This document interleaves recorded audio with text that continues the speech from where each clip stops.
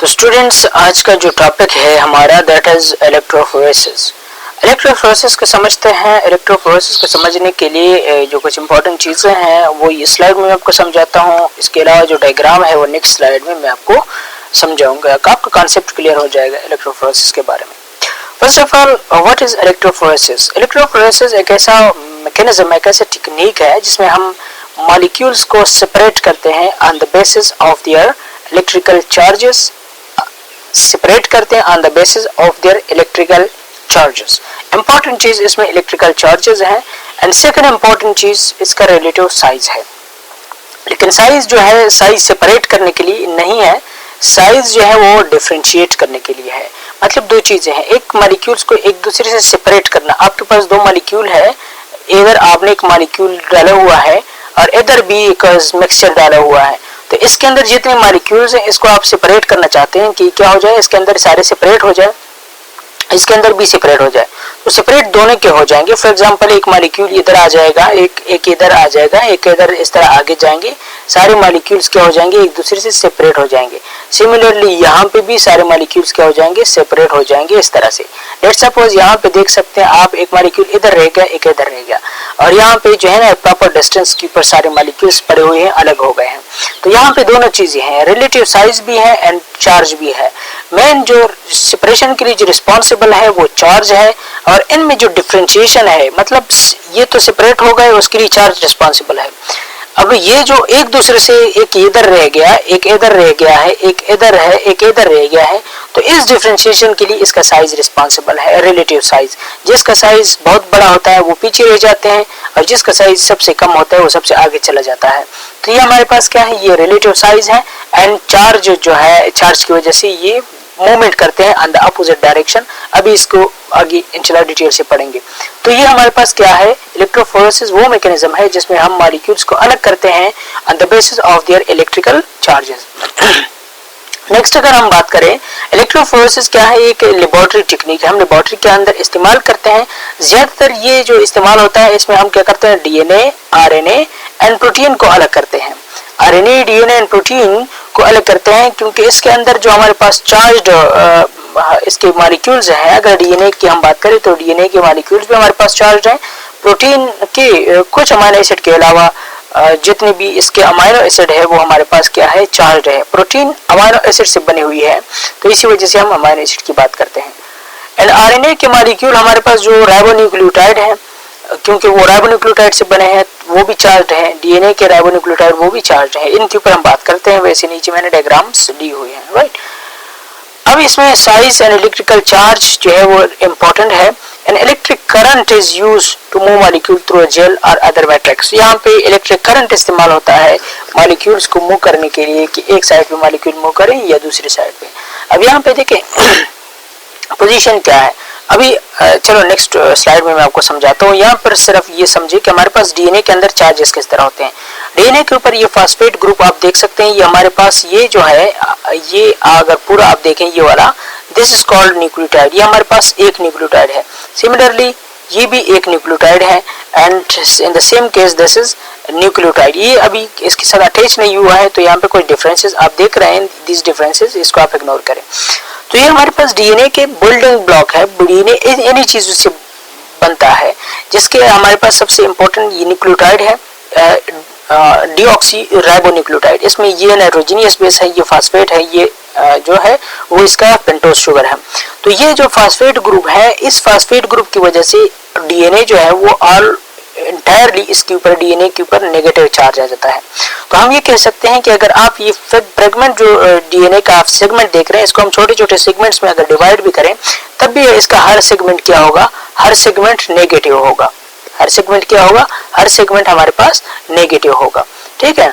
अब अगर हम प्रोटीन की बात करें तो कुछ प्रोटीन्स हमारे पास यहाँ पे जो आप देख रहे हैं, दीज आर नेगेटिव प्रोटीन्स। यहाँ पे आप देख सकते हैं ये हमारे पास एक तो इसका ये चार्ज है, ये चार्ज आप इग्नोर करेंगे क्योंकि ये जो है ना, ये एक साइड पे नेगेटिव है, दूसरी साइड पे पॉजिटिव है, तो इंटायरली नेट चार्ज इसके ऊपर जीरो हो जाता है।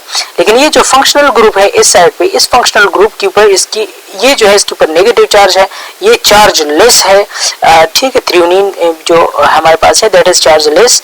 एंड यहाँ पे आप देखें तो इधर भी नेगेटिव है, इधर हमारे पास क्या है, इधर हमारे पास पॉजिटिव ग्रुप, इधर हमारे पास अमाइनो ग्रुप प्रेजेंट है तो इसकी वजह से पॉजिटिव है, इधर भी सिमिलरली पॉजिटिव है। तो इन प्रोटीन्स की वजह से क्या हो जाता है, ये प्रोटीन्स जो हमारे पास प्रेजेंट है, प्रोटीन्स भी सिमिलरली हम सेपरेट कर सकते हैं इस इलेक्ट्रोफोरेसिस की टेक्निक्स में। अब हम किस तरह सेपरेट करेंगे, मैंने दो चीजें आपको बताई, एक साइज है, दूसरा इलेक्ट्रिकल चार्ज है।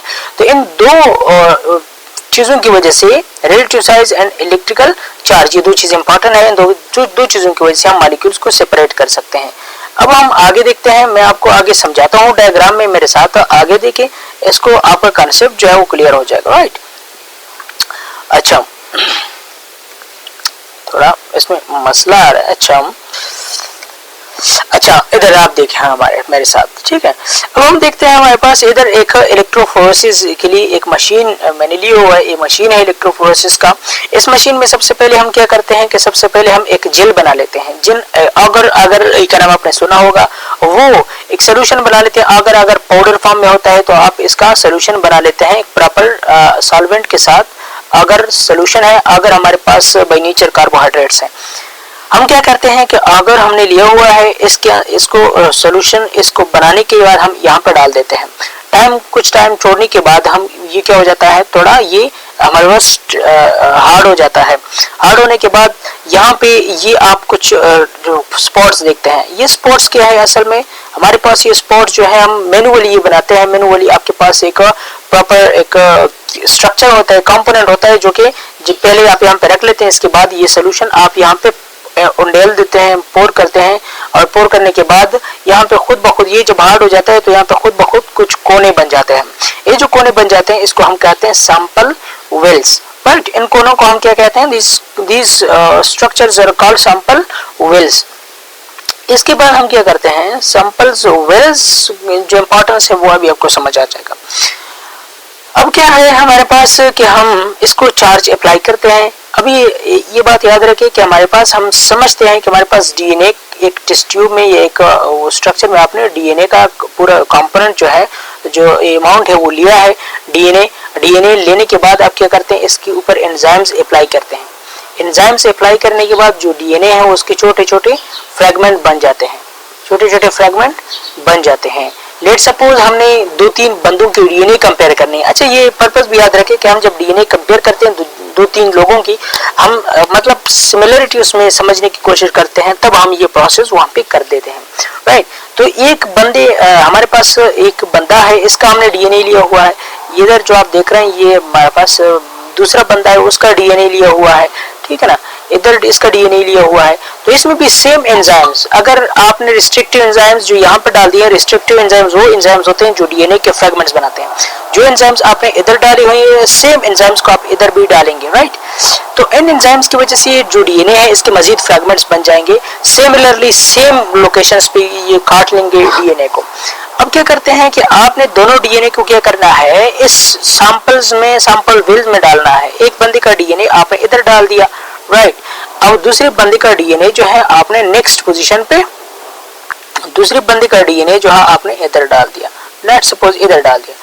डीएनए डालने के बाद आप चार्जेस अप्लाई करते हैं। एक साइड को आप नेगेटिव चार्ज देते हैं, दूसरी साइड को पॉजिटिव चार्ज दे देते हैं। अब हमारे पास डीएनए का नेचर क्या है, पहले मैंने बता दिया डीएनए हमारे पास नेगेटिव है।